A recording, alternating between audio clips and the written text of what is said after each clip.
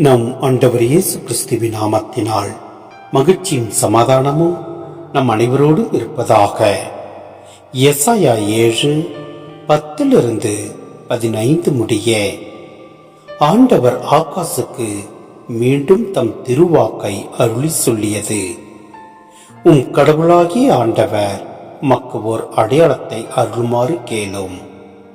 அது கீழே பாதாளத்திலோ மேலே வானத்திலோ தோன்றுமாறு கேட்டுக்கொள்ளும் என்றார்.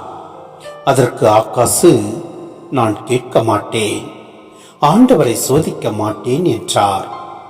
அதற்கு எசாயா, தாவீதின் குடும்பத்தாரே, நான் சொல்வதை கேளுங்கள். மனிதரின் பொறுமையை சோதித்து மனம் சலிப்படைய செய்தது போதாதா? என் கடவுளின் பொறுமையை கூட சோதிக்க பார்க்கிறீர்களோ? ஆதலால் ஆண்டவர் தாமே உங்களுக்கு ஓர் அடையாளத்தை அருள்வார். இதோ, கருவுற்றிருக்கும் அந்த இளம்பெண் ஓர் ஆண்மகவை பெற்றெடுப்பார். அக்குழந்தைக்கு அவள் இம்மானுவேல் என்று பெயரிடுவார். தீமையை தவிர்த்து நன்மையை நாடி தேர்ந்து கொள்வதற்கு அறியும் போது அவன் வெண்ணெயையும் தேனையும் உண்பான். சிந்தனை: ஆண்டவரே ஆகாசுக்கு ஓர் அடையாளம் தருவதாக வாக்களிக்கிறார்.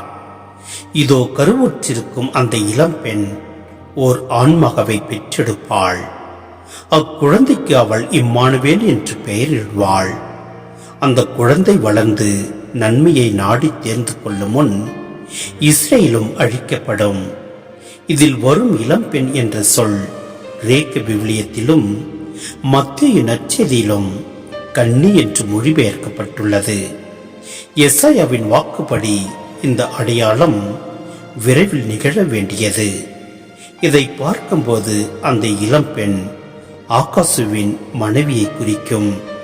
அவளுக்கு பிறக்கும் குழந்தை வழியாக தாவீதின் குடும்பத்திற்கு அளிக்கப்பட்ட வாக்குறுதி நிறைவேற்றப்படுவதால் ஆண்டவர் அவர்களோடு இருக்கிறார் என்பது வெளிப்படுகிறது. இந்த இறைவாக்கு 2 நிலைகளில் நிறைவேறுகிறது.